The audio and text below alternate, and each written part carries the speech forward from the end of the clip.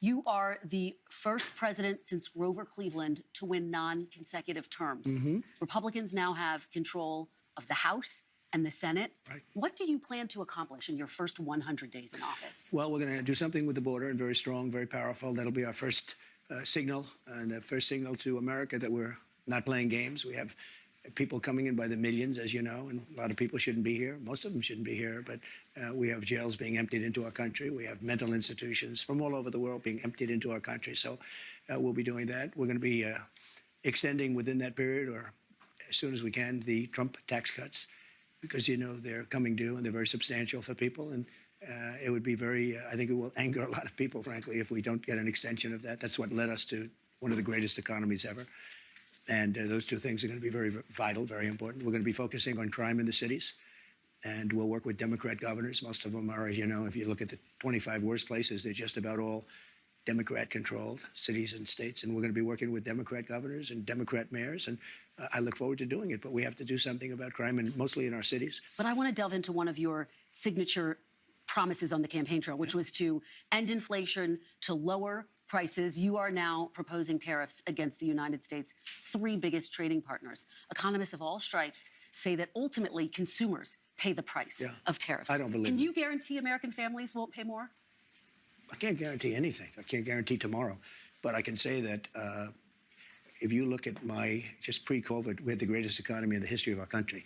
And I had a lot of tariffs on a lot of different countries, but in particular China. We took in hundreds of billions of dollars, and we had no inflation.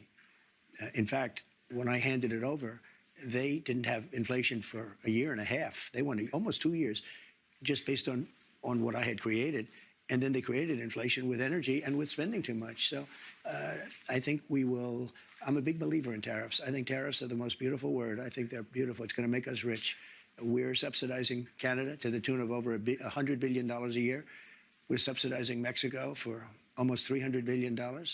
We shouldn't be subsidizing. Why are we subsidizing these countries? If we're going to subsidize them, let them become a state. We're subsidizing Mexico, and we're subsidizing Canada, and we're subsidizing many countries all over the world. And all I want to do is I want to have a level, fast, but fair playing field.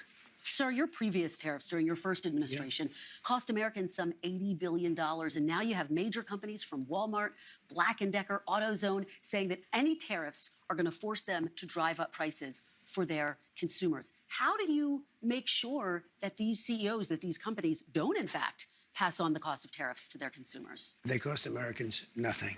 They made a great economy for us. They also solve another problem. If we were going to have problems having to do with wars and having to do with other things, tariffs, I have stopped wars with tariffs by saying, you guys want to fight, it's great, but both of you are going to pay tariffs to the United States at 100%. And they have many purposes, tariffs, if properly used. I don't say you use them like a madman. I say properly used.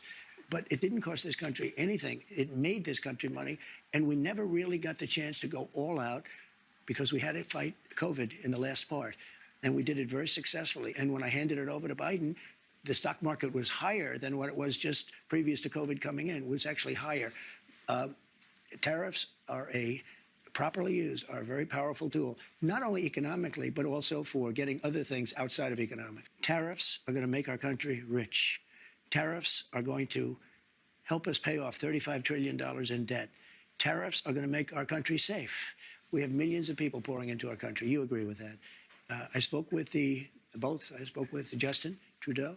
In fact, he flew to Mar-a-Lago within about 15 seconds after the call ended. He was at Mar-a-Lago. We were having dinner talking about it. I said, you have to close up your borders because they're coming in the northern border too a lot.